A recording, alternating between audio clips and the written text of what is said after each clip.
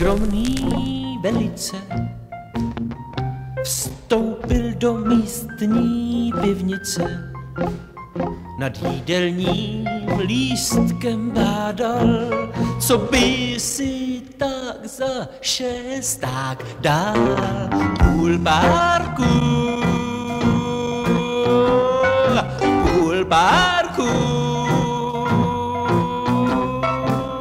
nemohl si dát než půl párku.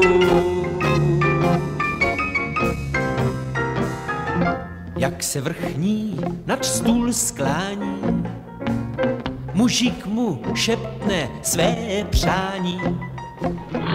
Ticho se snese nad sálem, když vrchní zahřmí lokálem. Půl párku,